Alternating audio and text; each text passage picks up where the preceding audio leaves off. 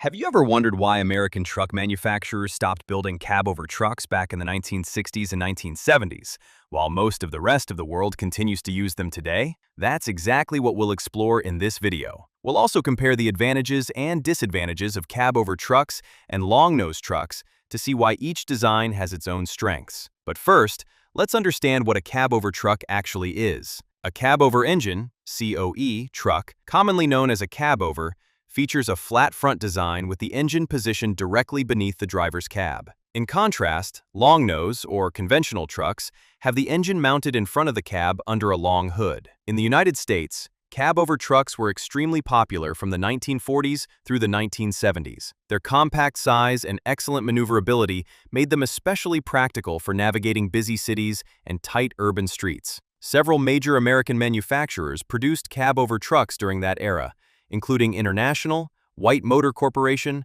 Mack, and Kenworth, to name just a few. One of the biggest reasons for their popularity was government regulations at the time. Truck length limits applied to the entire vehicle, including both the tractor and the trailer. Because cab-over trucks had a much shorter front end, they allowed operators to maximize trailer length and carry more cargo within the legal overall length limits. These regulations were one of the main reasons cab-over trucks became so popular. The shorter the truck itself, the more space was available for the trailer, allowing operators to haul more cargo. That's still largely how things work across Europe today. Although maximum vehicle length varies from country to country in Europe, the legal limit generally applies to the entire combination, both the truck and the trailer. In the United States, however, the rules eventually changed. Then, in 1982, a new set of regulations completely transformed the trucking industry. Instead of limiting the overall length of the truck and trailer combined, the law focused mainly on the trailer, allowing trailers up to 53 feet long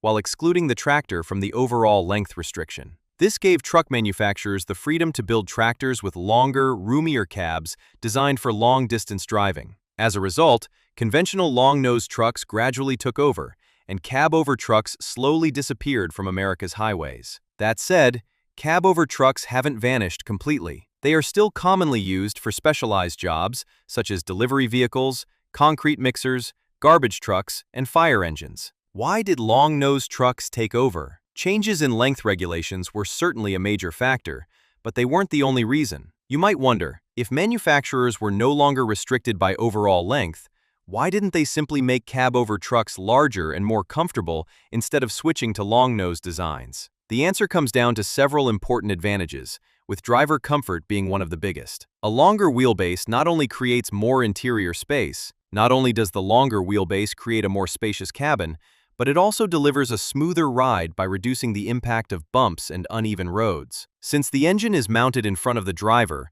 rather than directly underneath the cab, engine noise and vibrations are also reduced, making the interior much quieter and more comfortable during long trips. Another advantage of conventional trucks is their lower cab entry. This may seem like a small detail, but for drivers who climb in and out of their trucks multiple times a day, it makes a big difference in comfort and reduces physical strain. Maintenance is another area where long-nose trucks have the upper hand. With the engine located beneath the hood, mechanics and drivers can access it quickly and easily. On a cab-over truck, however, the entire cab has to be tilted forward before any work can begin. That also means the cab must be cleared first to avoid damaging personal belongings, or even the windshield, during the tilting process. Safety is another key reason why American manufacturers favored the long-nose design. As mentioned earlier, trucks in the United States are often allowed to travel at much higher speeds than those in Europe, making crash protection even more important. The long hood acts as an additional crumple zone in a frontal collision,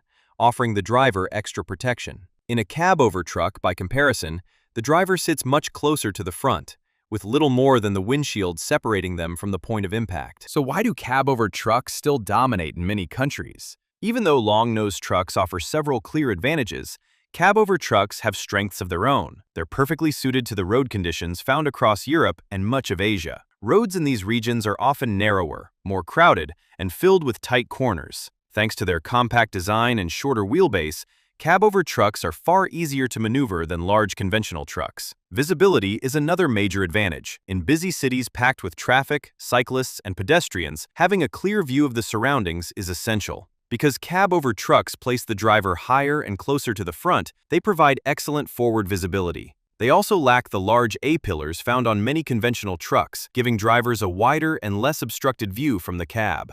Will cab-over-trucks ever make a comeback in America? As long as current regulations remain in place, there's little reason for American truck manufacturers to return to cab-over designs. Truck drivers in the United States often spend days, or even weeks, covering extremely long distances. For that kind of work, the extra space, smoother ride, easier maintenance, and added comfort offered by conventional long-nosed trucks make them the more practical choice. The extra cabin space and superior comfort offered by conventional long-nosed trucks are major reasons they continue to dominate American highways. On top of that, their improved safety and aerodynamic performance make a return to cab-over designs highly unlikely. Interestingly, even the latest generation of electric trucks, such as the Freightliner e-Cascadia and the Volvo VNR Electric, still feature a conventional long-nose design. Even though these trucks no longer have a large diesel engine under the hood and instead carry battery packs beneath the chassis, manufacturers have chosen to keep the same overall layout because of its comfort,